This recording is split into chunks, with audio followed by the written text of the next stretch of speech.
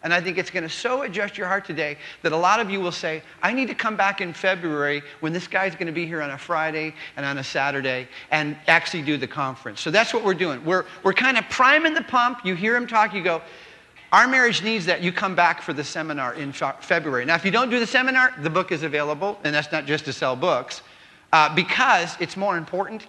This is to save marriages and to make your marriage worth enjoying. There's nothing like, and I understand when it happens this way, because a few folks have told me, they're coming home from work, and they see their wife's car in the driveway, and they don't want to come home.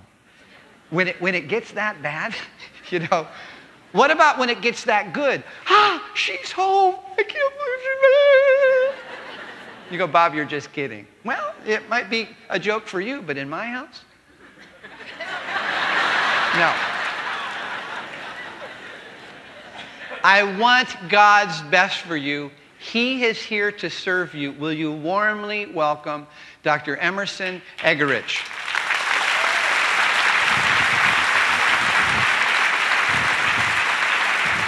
So glad you're here. I am excited. You're here. Thank you, Enjoy brother. that. Thank Absolutely. you, thank you. Oh, I love it.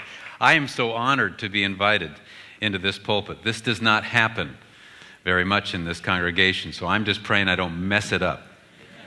You know, but what an honor for me to be here and to be part of this great congregation known across the United States, Pastor Bob, and just spending time with him and gleaning wisdom from him. What a personal, energizing time it's been for me. So thank you for the invitation, and I'm excited. Well, male and female communication. I love that topic. A wife says, I have nothing to wear. What she means is she has nothing new. Her husband says, I had nothing to wear. What he means is he has nothing clean.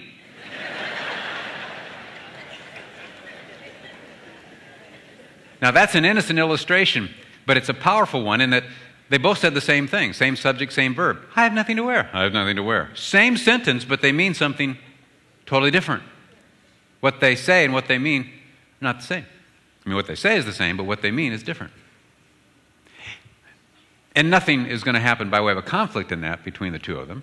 But let's suppose this husband and wife had a small business. They're doing okay, and she's been into special gourmet cooking and had a recipe book, and she says to her husband, I'm going to leave work early today and go home and fix this special meal that I've been thinking about. He says, great. So she goes home, prepares it. He comes home. They're now seated at the table, been eating for a couple minutes, when suddenly she blurts out, that's the worst meal I've ever made.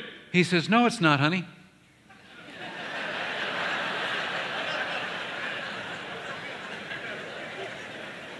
Where's that going? Can't you hear her saying, what are you saying?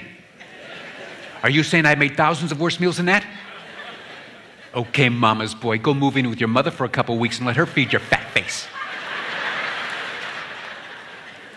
But what if he was full of goodwill? What if when she said, that's the worst meal I've ever made? He says, no, it's not, honey, meaning you've never made a bad meal. What if that's what he meant by what he said?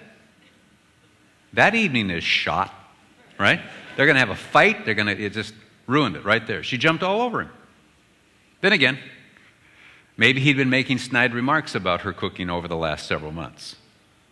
So when she said, that's the worst meal I've ever made, he went, no, it's not, honey. Same words he spoke, but his body language, his gestures, his tone of voice, all of them sent a message that was pretty clear. As infants, we interpret our world through the nonverbal. We watch our mother's facial expression. We listen to our father's tone of voice. We don't know the content of words, but we can figure out what's being said by the way it's being said. We marry or we get into a relationship, we're still single, and much of what goes on is nonverbal. Yeah, I know what you said, but I know what you meant by what you said because of the way you said it. And then we deny it, hide behind the words, and then